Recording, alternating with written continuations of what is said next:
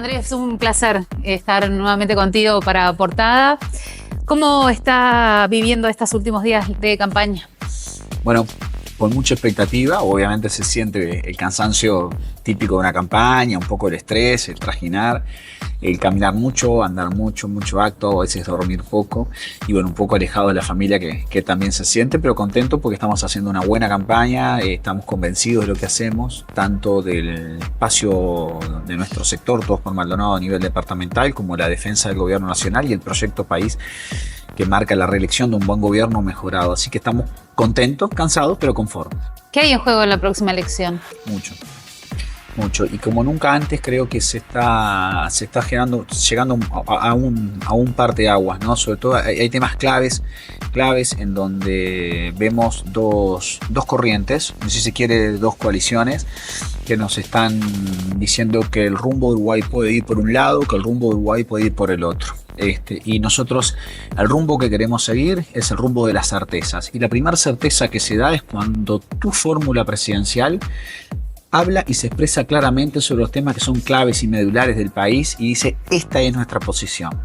Esto es lo que, por ejemplo, pensamos sobre la papeleta blanca, el rechazo a la papeleta blanca, la reforma de la seguridad social que pone en jaque la estabilidad económica del país, la credibilidad internacional del país, la estabilidad financiera del país y que compromete socialmente a muchísimos trabajadores por múltiples motivos que podemos empezar a analizar. Y por otro lado, una fórmula de gobierno que es la del Frente Amplio, que apenas de forma muy tibia se manifiesta sobre el tema.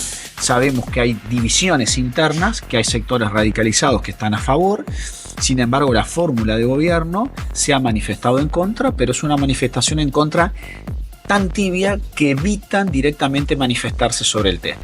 Entonces, cuando tú tienes que en la oposición actual, o sea, del Frente Amplio, hay más de 100 economistas que están diciendo no a la papeleta blanca porque esto compromete el destino del país. Y cuando tienes, por otro lado, una coalición de gobierno que en bloque dice con la fórmula que la papeleta blanca compromete la estabilidad económica del país, bueno, tienes una fórmula en el Frente Amplio que no la condena, que apenas se pronuncia sobre el tema, y eso es lo que no da es certezas. Por otro lado, nosotros vamos por ese rumbo de certeza que Delgado y Ripoll nos da, con conferencias de prensa abiertas, aceptando preguntas, respuestas, no escondiendo la fórmula. Me parece que eso es la mejor carta de presentación que tenemos para darle la garantía a la gente de que estamos eligiendo un buen gobierno mejorado. Porque eso de que los cuadros que ganan no se tocan no es cierto, se tocan para mejorar. Y nosotros creemos que vamos a llegar al gobierno y vamos a liderar la coalición 5 años más. ¿El aporte del gobierno nacional a Maldonado ha sido distinto el de otros gobiernos? En este periodo que ha pasado, clarísimo.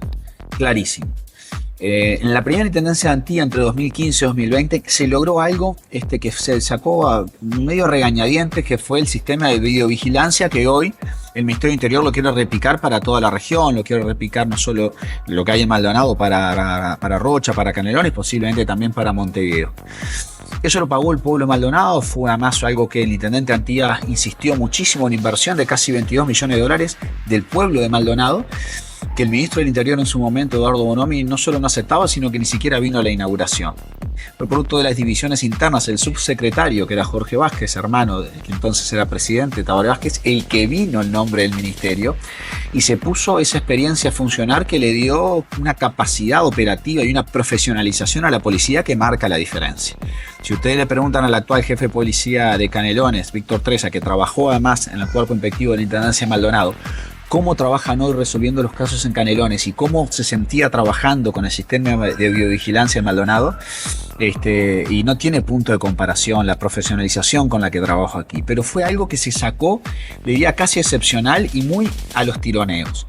En este periodo de gobierno, ya con la calle en la presidencia, la Intendencia de Maldonado y Presidencia de la República se pusieron de acuerdo en cuestiones claves para Maldonado, como por ejemplo fue el realojo del asentamiento Kennedy. Son más de 600 familias, un asentamiento histórico que nadie le había podido meter el diente, que varios gobiernos departamentales habían estado en la vuelta sondeando, y sin embargo nosotros lo pudimos erradicar. Pero lo pudimos erradicar porque primero hubo confianza en Maldonado, porque la Intendencia de Maldonado sacó el asentamiento El Placer, que eran más de 100 familias, Más de 100 familias en el asentamiento 4, casi 200 familias en el Placer, solos, sin ayuda absolutamente de nadie, y eso dio confianza a la Intendencia de Maldonado, pero el Kennedy ya le quedaba muy grande a la Intendencia de Maldonado, teníamos que contraer un crédito internacional. Y esa garantía soberana para contraer el crédito que lo iba a pagar el pueblo de Maldonado a través de la tributación de la Intendencia, lo puso Presidencia de la República. Ese apoyo fue clave para que hoy más de 600 familias tengan una vivienda digna, para que hayan mejorado considerablemente su calidad de vida, que nos permita empezar a mejorar y levantar familias que estaban bajo la línea de la pobreza, en un Maldonado, en un Punta del Este que está lleno de contrastes sociales. Somos un lugar tremendamente heterogéneo y nos cuesta que nos entiendan. De la misma forma, aterrizó el Ministerio de Vivienda y ahora estamos trabajando también en la erradicación de los eucaliptus, conjuntamente Intendencia con Ministerio de Vivienda, es decir, un asentamiento, en este caso los eucaliptus, que tiene casi 900 familias y ya estamos en un proceso de erradicación. Parte del barrio se mueve, la otra parte del barrio se ingresan servicios y se demuele. Estamos intentando que Tizón y Benedetti, que es el otro gran asentamiento, el cinturón que como alcalde he tenido que gestionar yo, que son más de 1.500 familias en el cinturón de asentamientos de Maldonado, que Tizón y Benedetti, que es otro asentamiento, puede ingresar también en los objetivos del plan Avanzar. Se está trabajando en eso por parte de la Intendencia de Maldonado. Y uno de los desafíos que tenemos por delante si llegamos al Parlamento Nacional es precisamente que se consolide para el plan Avanzar la erradicación del último gran asentamiento que tiene Maldonado, que estamos hablando en torno a 400 y 500 familias, que es Tizón y Benedetti. Si se va a hacer realojamiento absoluto o se va a hacer parcial, eso se evaluará en el momento. Pero el apoyo del gobierno nacional para erradicar el Kennedy fue fundamental, para erradicar los eucaliptus fue fundamental y para erradicar Tizón y Benedetti también lo va a hacer.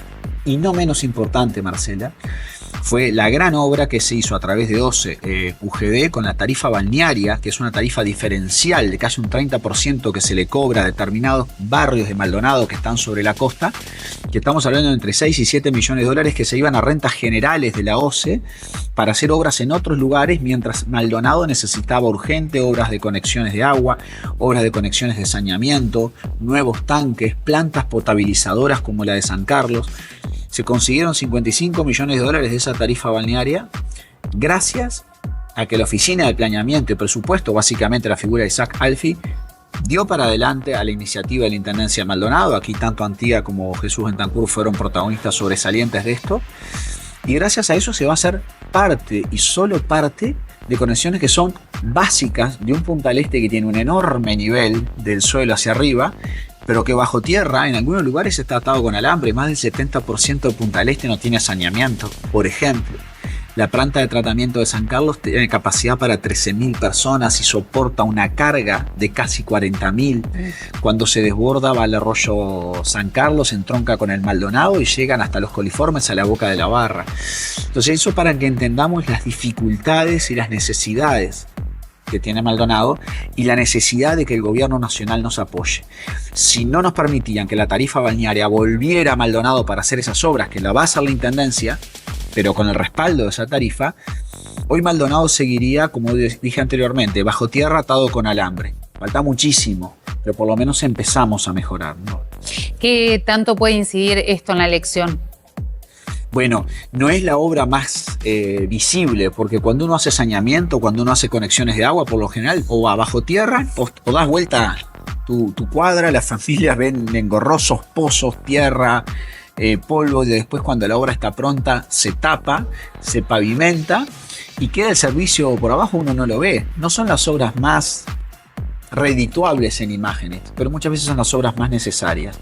Y yo creo que si este gobierno algo ha hecho es hacer reformas importantes que muchas o no son visibles, como en este caso, o algunas pueden tener ciertos costos políticos, como fue la reforma de la educación, como fue la reforma de la seguridad social, en las cuales este gobierno fue para adelante y dijo hay que ponerle el hombro al país y hay que ponérselo a largo plazo.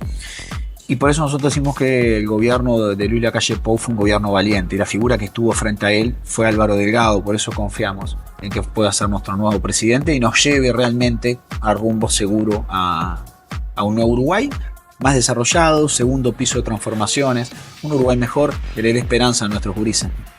¿Ayuda haber sido alcalde, haberse comprometido y mostrar gestión a la hora de postularse ante la ciudadanía, esta vez para el Parlamento?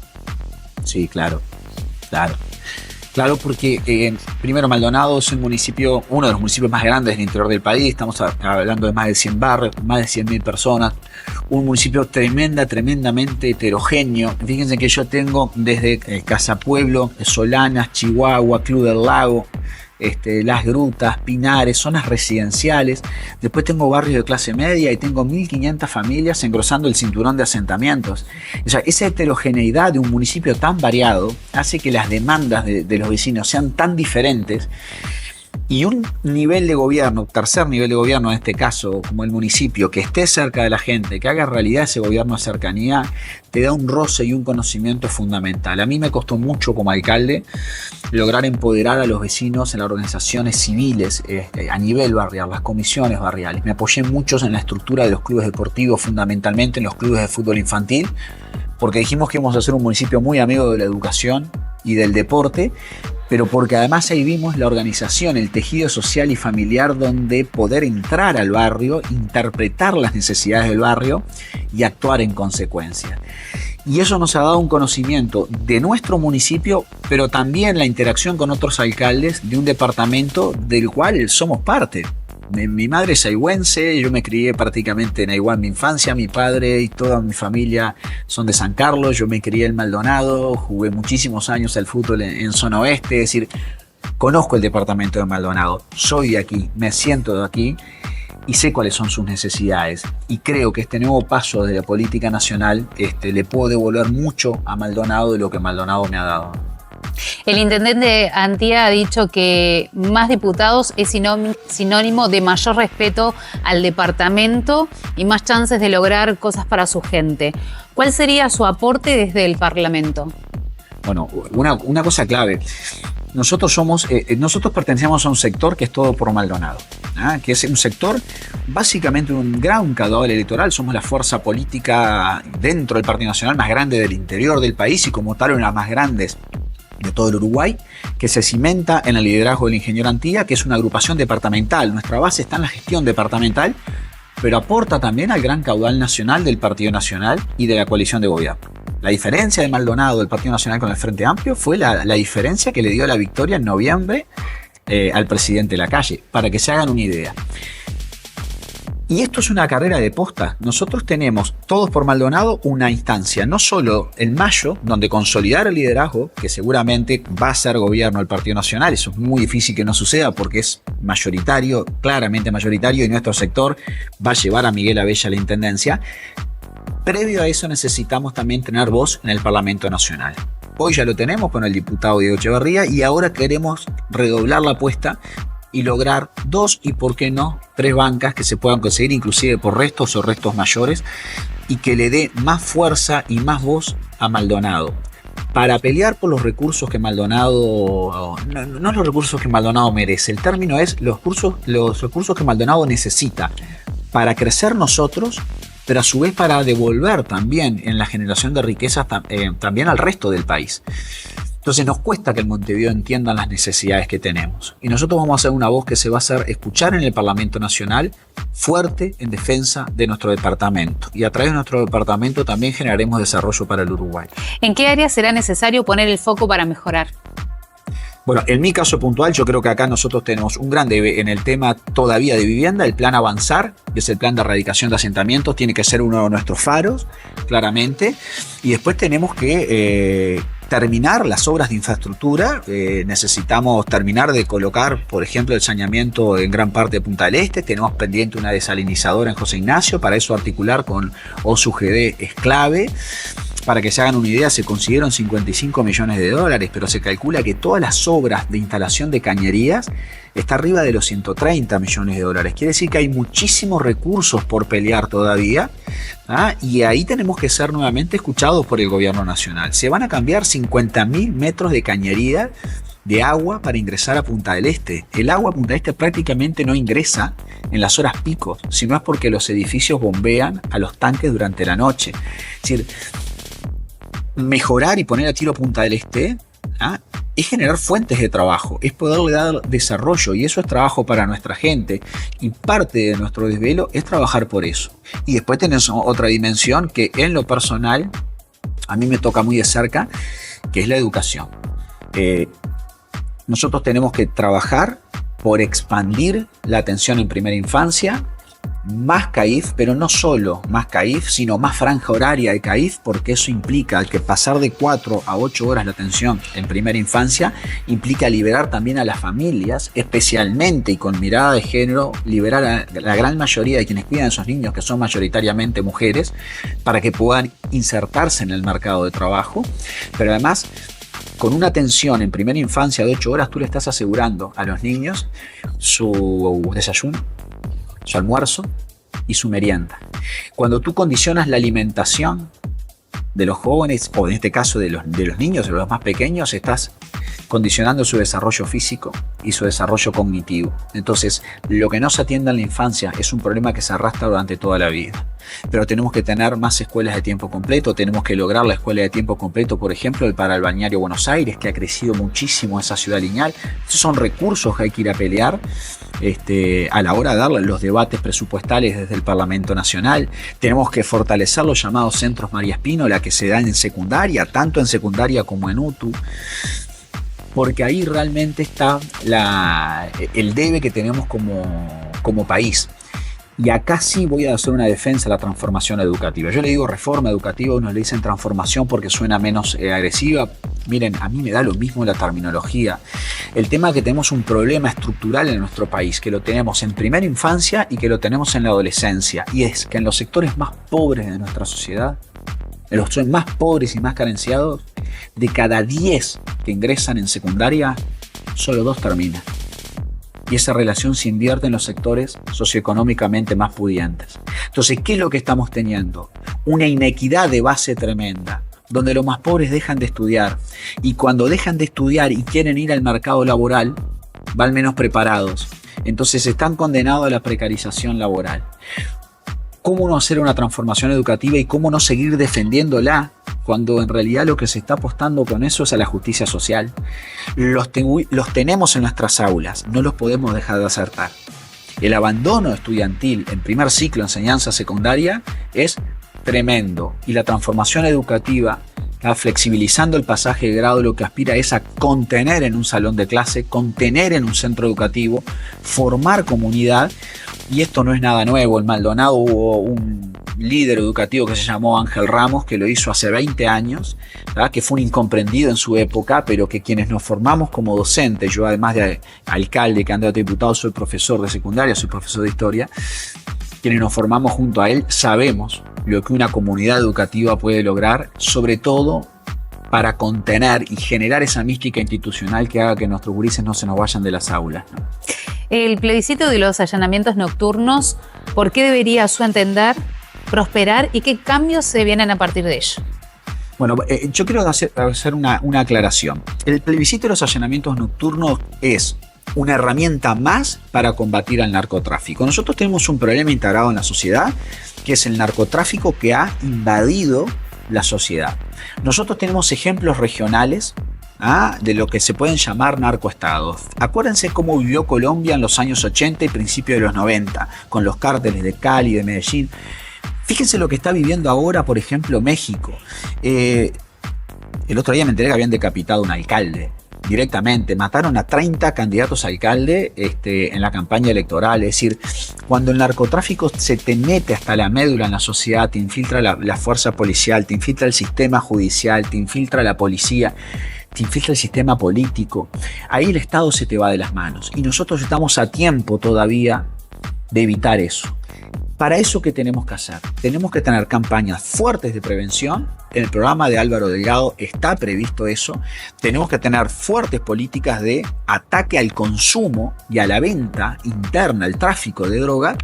Y después, por supuesto, políticas de rehabilitación, que la Intendencia de Maldonado de Salud Pública ya tiene una experiencia piloto que viene siendo señuelo a nivel nacional, como en su momento lo fueron los jornales solidarios. El allanamiento nocturno se encuadra dentro de la política de combate. Está, repito, lo que es la prevención, el combate al narcotráfico y después las políticas de rehabilitación para el consumo problemático de drogas cuando ya se pasó esa línea. El allanamiento nocturno está ahí en el medio. No es la solución. Nadie ha dicho en la coalición de gobierno, nadie ha dicho, y por supuesto mucho menos en el Partido Nacional, que con esto se vaya a solucionar la problemática del narcotráfico. Simplemente decimos que es una herramienta más que nos permite combatir el consumo y la venta de droga en un momento clave que es la noche, donde en negocios clandestinos que se esconden atrás de la fachada de un hogar. Y un hogar que funciona como boca de pasta base, para nosotros no es un hogar, es un centro de delincuencia. Entonces acá venimos a lo otro, porque el Partido Nacional y la coalición de gobierno apoyan este plebiscito, que es la papeleta amarilla. A esa sí la vamos a mandar al sobre. El Frente Amplio no la apoya. No terminamos de entender realmente si no son todavía los prejuicios de los años 70, de tiempo de la dictadura, de cuando habían allanamientos nocturnos. En aquellos años no se necesitaba orden de un juez, se te entraba a las patadas porque no se vivía en un Estado de Derecho. Aquello era terrorismo de Estado que por suerte hemos dicho nunca más y hemos venido dejando atrás en el tiempo. Y hoy tenemos una democracia sólida, consolidada y creíble que nos marca un rumbo, que nos miran a nivel internacional con admiración. Entonces, ante esa institucionalidad sólida que hemos construido, ¿cómo no confiar en nuestra policía y cómo no confiar en nuestra justicia de que van a hacer un uso responsable de esa herramienta? Porque es con orden expresa y por escrito de un juez que se puede entrar de noche a un hogar donde se está enmascarando una boca de pasta base. Ya se puede entrar de día. Bueno, ahora se va a poder entrar de noche. Es una herramienta más. Hay una generación que se nos está yendo de las manos, o gran parte de la misma, con el consumo de drogas. Yo he sido voluntario en prisiones, yo di clase en la cárcel de Las Rosas, fui una comisión honoraria que trabajó 5 años también en el Patronato Departamental de Carcelados y Liberados. Fui voluntario en prisiones cuando trabajé en España. Es decir, la realidad es la misma. La gran mayoría de las personas que están hoy recluidas son personas jóvenes que están con consumo problemático de drogas. Hay una relación entre el consumo de droga, la juventud y el delito que es innegable. Entonces, ¿cómo no echar mano a una herramienta más que nos permita ser un poco más eficiente en el combate al narcotráfico? Y además tenemos otras cuestiones. Está probado que cada boca que se cierra disminuye entre un 15 y un 20% los delitos en el entorno. Falta mucho todavía. Nosotros no estamos conformes con la seguridad. Pero también hay datos que no son relatos, son datos que hay que manejar con la población. En 2019, último año de gobierno del Frente Amplio, se cerraron 9 bocas de pasta base. En 2020 ya se habían cerrado 60. Y siguió entre 40, 50, 60 en los años siguientes. Falta muchísimo, pero la situación se nos había ido de las manos. Y yo acá no quiero mirar para atrás y pasar facturas porque todo lo malo vino de los gobiernos anteriores. Yo lo que digo es que estamos en una situación tremendamente compleja. Y me gustaría, como representante nacional de mi departamento, hacer un llamado a un realmente consenso, pacto político que nos dé una visión de Estado para que todos juntos ataquemos el flagelo de la droga y el narcotráfico, porque nos va la vida al país en eso, porque tenemos ejemplos a nivel regional que se han deteriorado la estructura y los modelos de convivencia pacífico. Y yo creo que si nos ponemos todos de acuerdo, podemos y estamos a tiempo de reorientar el rumbo que nos lleve a un país más sano, más saludable, y que nos integre a todos y que le dé tranquilidad a la familia de que los gurises no se le van a ir de las manos. ¿Qué le pasa a Uruguay si prospera el plebiscito de seguridad social? Tenemos un problema, pero tenemos un problema que nos vamos a generar nosotros. No es una crisis económica que nos viene de afuera, no es una crisis de tipo financiera, es un problema que nos generamos nosotros con una reforma que es muy fácil de vender para determinados sectores de la población, pero que es totalmente irresponsable. Acá hay 2 partidos políticos que están apoyando esto y el movimiento sindical, el PIT-CNT, el Partido Socialista y el Partido Comunista. El resto del Frente Amplio no lo apoya. Y por supuesto que el Partido Nacional y la coalición de gobierno tampoco lo apoyan. Se hizo una reforma que se decía desde hace años que había que hacerla. Lo habían dicho los actores políticos, el propio presidente Mujica había hablado de la necesidad de reformar el sistema previsional. No lo hicieron.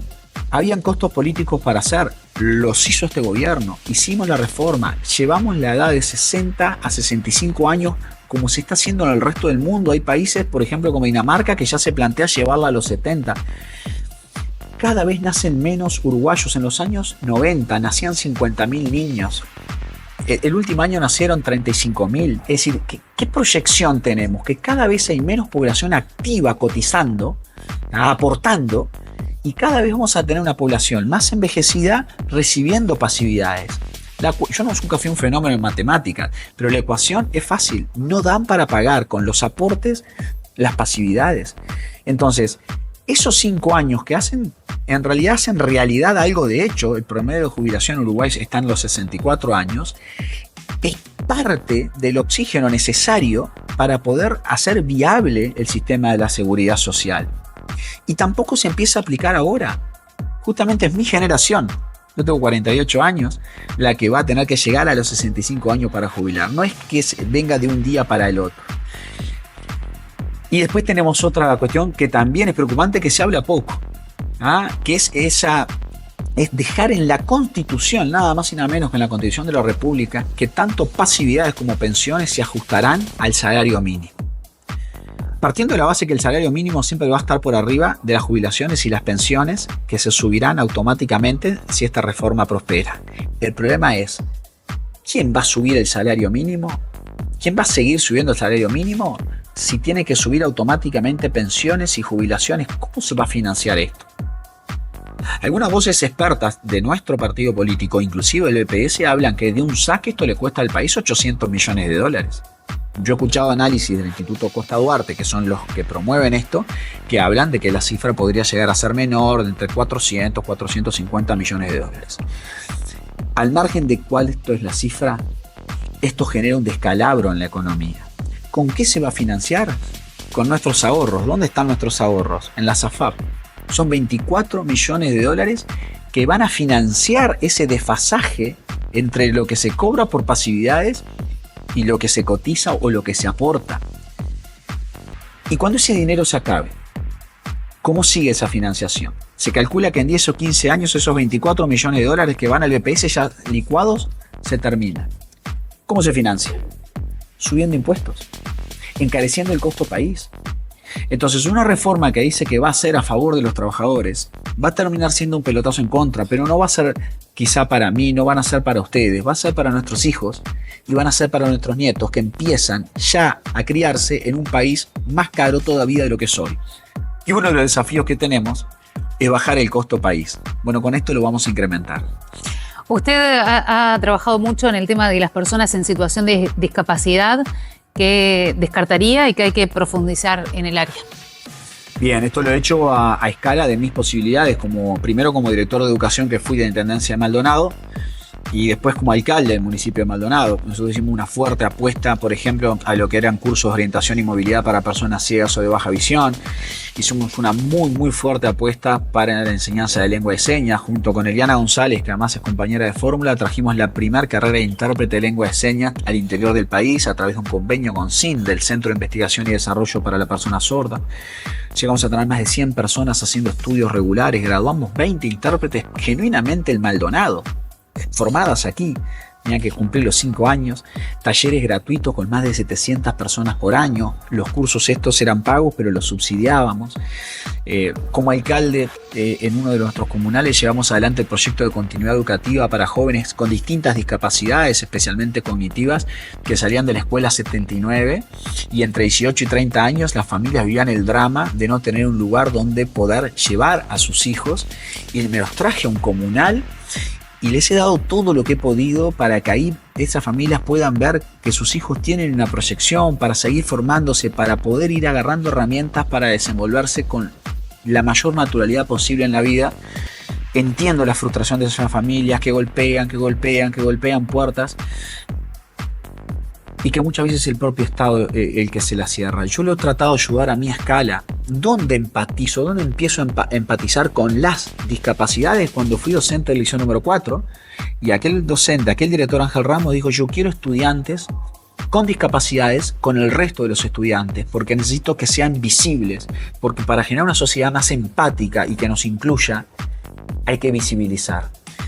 Y fue una experiencia sumamente enriquecedora para nosotros, pero al mismo tiempo sumamente frustrante por la falta de preparación que teníamos. Y nos venimos a encontrar con un plan de gobierno que lleva adelante Álvaro Delgado y Valeria Ripoll, que es una de las grandes abanderadas que tenemos en la inclusión de discapacidades, por su propia situación familiar también, con que la propuesta es llevar a las aulas con el resto de los estudiantes personas con discapacidades. Yo se lo planteé claramente, le dije, Valeria, yo pasé por esto en el liceo número 4, es un desafío enorme, es complejo y es riesgoso si no tenemos equipos multidisciplinarios que nos den a los docentes el respaldo y la formación que no tenemos. Y su compromiso es que lo vamos a tener. Así que yo voy a confiar en nuestra fórmula y voy a confiar que a través de esa integración en las aulas de estudiantes con discapacidades, sin discapacidades, podamos construir una sociedad más inclusiva de verdad y más igualitaria. Yo he tratado de llevar la ciudad de Maldonado adelante construyendo rampas, más de 300 veredas arregladas, 50 cuadras nuevas de vereda, 350 rampas, sigo construyendo. Es decir, ver una persona en silla de ruedas por la calle me genera un dolor enorme porque me interpelo como gobernante, me interpelo como sociedad, estamos fallando. Y cuando uno hace tanto y lo vuelca en la ciudad y ve que impacta tan poco, por momentos puede llegar a ser muy frustrante. Bueno, vamos a encontrar el nicho del Parlamento Nacional para seguir empujando por eso y queremos que Maldonado siga siendo un ejemplo en el cual el Uruguay se mire, pero se mire para bien. Y sobre todo cuando se mira en las políticas sociales que Maldonado lleva adelante, ¿no? Muchas gracias. A ustedes.